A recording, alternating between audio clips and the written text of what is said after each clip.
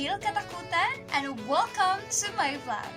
It's a brand new day for you to learn new interesting topic that will surely help each of you guys, most especially if you are taking teaching profession. So for today's vlog, we are going to tackle about assessment and evaluation in teaching setup. So I know most of you here are very interested to know the importance of these two concepts in teaching setup. So without further ado, sit back and relax as we're going to learn about assessment and evaluation. So some of us confused about what is the difference between these two concepts. Is this two concepts the same or not? Well, to tell you, these two concepts, evaluation and assessment, is not the same. It should not be used interchangeably because they have different purposes. So if we talk about assessment, this is a systematic collection, ongoing process in order to collect data to inform instruction. So it is your way if you want to diagnose the weaknesses and strength of your student to check whether they truly understand the lesson that you have taught to them.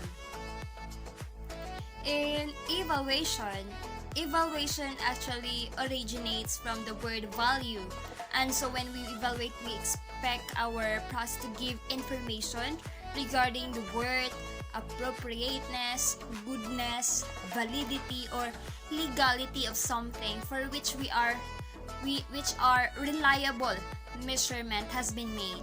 So evaluation therefore is a process designed to provide information that will help us make a judgment about a particular situation, like student improvements or development.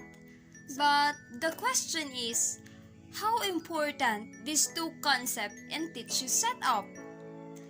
As a teacher, the very vital thing that we need to do before instruction is we need to assess our learners.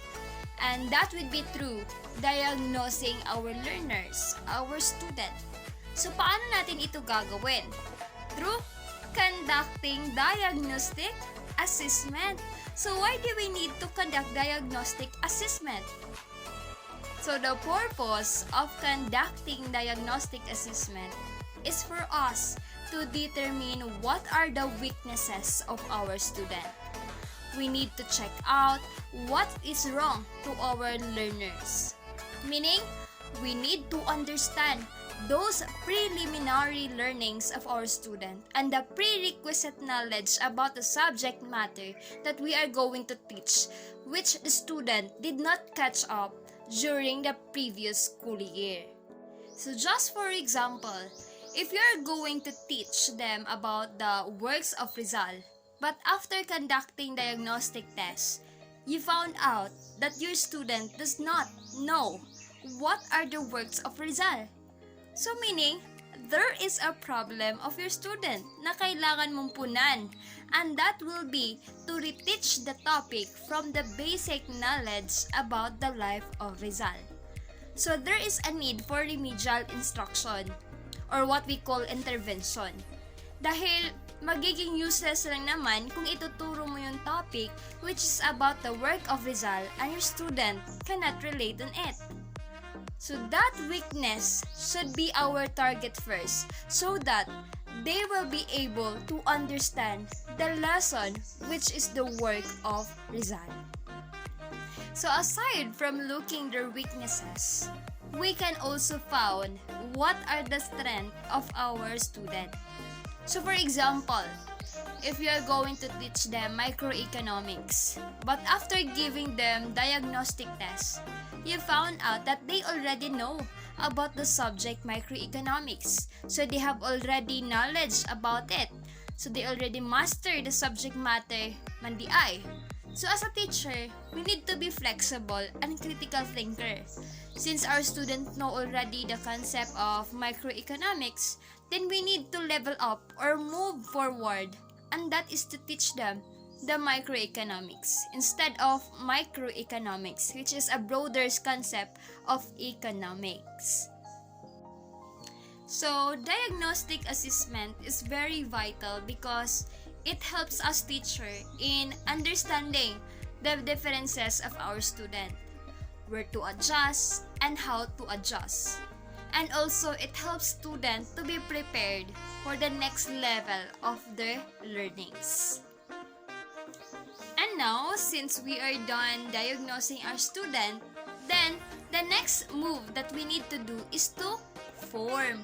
So ano ba ang dapat nating i-form?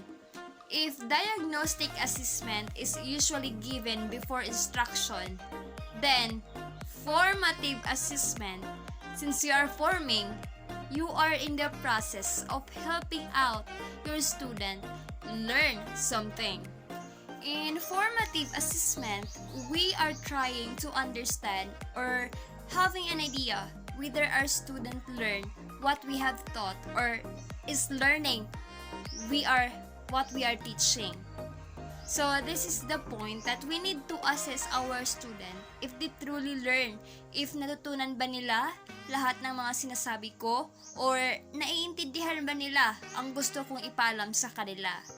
So in order for me to be informed whether my student is learning something from what I am saying, then right after the discussion, I will ask questions.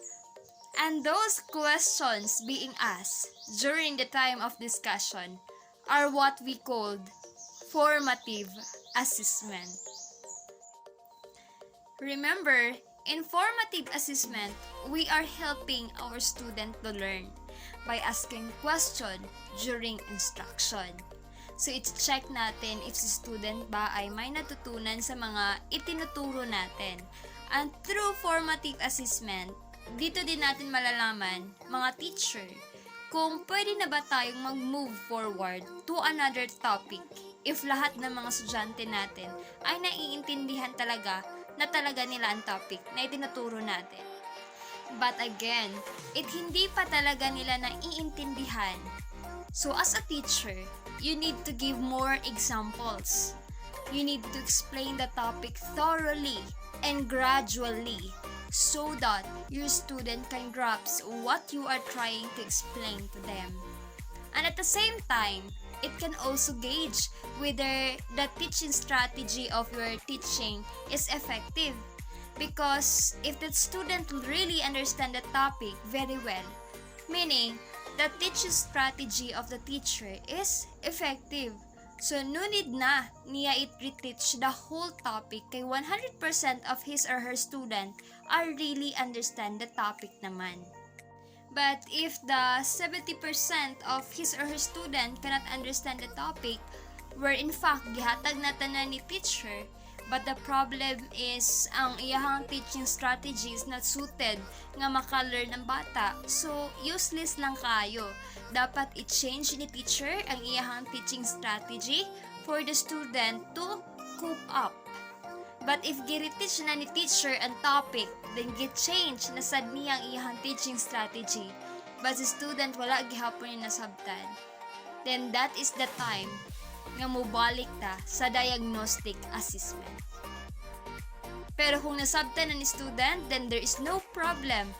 And the next thing that we need to do is to sum up all the learning that our student gained during the formative assessment. And that would be the summative assessment. So without further ado, we need to conduct summative assessment for us to determine the changes which we have achieved before the instruction until the end of instruction. So ano yung mga pagbabago na nagkaroon kayo? So here we are quantifying what are the learning experiences that we achieve. And this is the time that we teacher employing graded activities for us to grade our student based on what they have learned. So what are the examples of graded activities di ay? So there are many, such as mga quizzes, exams, and etc.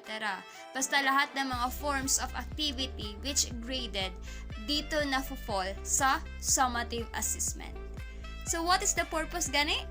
The purpose is to determine if natutunan nyo ba lahat ng dapat ninyong matutunan at the end of the course. That's why assessment and evaluation in teaching setup is very important, because through assessment, we can determine what are the weaknesses and strengths of our student, what are the action should be taken in order to ensure that the learning needs of our student are met. And for us, teacher, to know if our student truly master the subject matter so that we can proceed to the next level of learning experiences of our student.